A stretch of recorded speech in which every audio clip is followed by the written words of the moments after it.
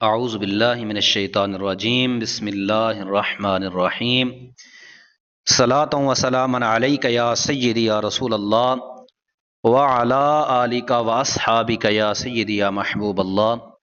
السلام علیکم ورحمۃ اللہ وبرکاتہ۔ تو آج ہمارا فارسی گرامر کورس میں شامل کتاب تنویر مصدر فیوض کا سبق نمبر 5 ہے۔ تو آئیے ہم چلتے ہیں اپنے سبق کی طرف۔ آج کا ہمارا سبق ہے مصدر۔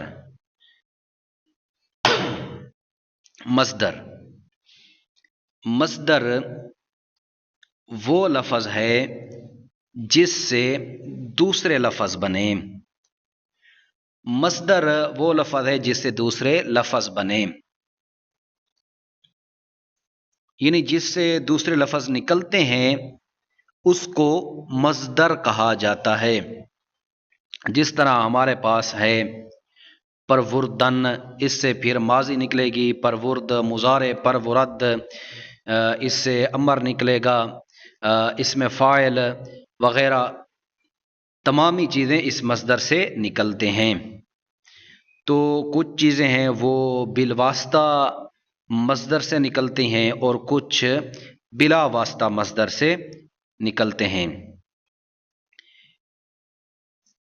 اور فارسی میں مصدر کے آخر میں ایک علامت ہوتی ہے، جیسے کہ ہم فارسی قاعدہ میں بھی پڑھ چکے کہ صیغے نکلیں جس سے مصدر اس کو جان، اس کے آخر دن ہو یا تن اے جوان۔ فارسی میں مصدر کے آخر میں دن یا تن ہوتا ہے، اور جب ہم اس فارسی کے مصدر کا اردو میں ترجمہ کریں گے تو اس کے آخر میں نا ہوتا ہے، یعنی جو اردو کا مصدر ہوگا اس کے آخر میں نا ہوگا۔ جس طرح پروردن پالنا، گفتن کہنا، نوشیدن پینا، نوشتن لکھنا، اس طرح یہ فارسی کے مصدر ہیں اور اردو میں اس کے آخر میں نا ہوتا ہے۔ لہذا گردن مصدر نہیں، کیونکہ اس سے دوسرے لفظ نہیں بنتے۔ گردن مصدر نہیں ہے کیونکہ اس سے دوسرے صیغے، دوسرے جو لفظ ہیں وہ نہیں بنتے، تو اس لیے یہ مصدر نہیں۔ مصدر کے لیے علامت یہ ہے کہ اس کے آخر میں دن ہو دال پر، یا زبر ہو، تن ہو تو تا پر بھی زبر ہو، اور اس سے دوسرے لفظ بھی بننے چاہیے۔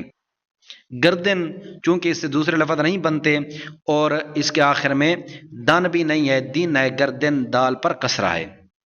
مشتق وہ لفظ جو مصدر سے نکلے، جیسے آمدن سے آمد، جو لفظ بھی افعال اور اسماء مصدر سے نکلتے ہیں انہیں مشتق کہتے ہیں۔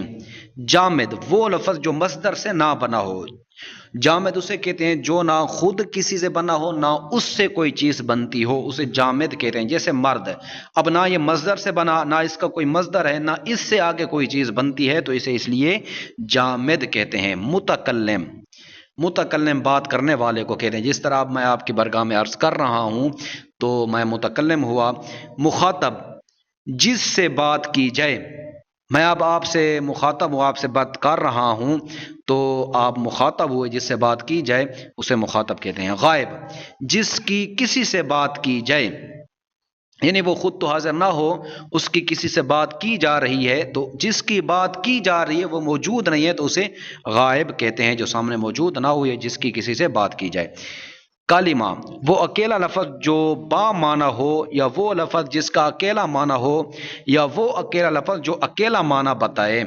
مصنف نے اس کی 3 تعریفیں کی ہیں کلمہ کی۔ وہ اکیلا لفظ جو با معنی ہو، یعنی لفظ ایک ہو، وہ با معنی بھی ہو، معنی بھی رکھنے والا ہو، یا وہ لفظ جس کا اکیلا معنی ہو، لفظ بھی اکیلا ہو معنی بھی اکیلا ہو، یا وہ اکیلا لفظ جو اکیلا معنی بتائے، یعنی لفظ بھی ایک ہو اور معنی بھی ایک بتائے۔ پھر کلمہ کی 3 قسمیں ہیں: اسم، فعل، حرف۔ اسم کسے کہتے ہیں؟ اسم وہ کلمہ جس کے معنی دوسرے کلمہ ملائے بغیر سمجھا جائے۔ اور اس سے کوئی زمانہ نہ سمجھا جائے، جیسے مرد اور زن، اسم اسے کہتے ہیں وہ کلمہ جس کا معنی دوسرے کلمہ ملائے بغیر سمجھا جائے، یعنی وہ کسی سے مل کر اپنا معنی نہ بتائے بلکہ اکیلے خود ہی اپنا معنی بتا دے اور کسی زمانے کے ساتھ بھی اس کا تعلق نہ ہو، یعنی اس اسم سے زمانہ بھی نہ سمجھا جائے، ازمنہ ثلاثہ میں سے کوئی زمانہ اس میں نہ پایا جائے، جیسے مرد اور زن، مرد معنی آدمی، زن معنی عورت، اب یہ خود اپنے معنی پر بغیر کسی کے ملائے معنی پر دلالت بھی کر رہے ہیں اور کوئی معنی بھی، کوئی زمانہ بھی ان میں نہیں پایا جا رہا۔ اس طرح فعل، کلمہ کی دوسری قسم ہے فعل، وہ کلمہ جس کا معنی بغیر دوسرے کلمہ کے سمجھ جائے اور اس سے کوئی زمانہ سمجھا جائے، جیسے آمد، آمد، پرورد، گفت وغیرہ۔ اب اس کا معنی جو ہے، جس طرح پرورد لے لیں، اس نے پالا، اس کا معنی بغیر کسی دوسرے کلمہ کے ملائے سمجھ آ رہا ہے کہ اس نے پالا، اور اس میں ازمنہ ثلاثہ میں سے ایک زمانہ یعنی زمانہ ماضی بھی پایا جا رہا ہے، تو اس طرح یہ فعل ہوا۔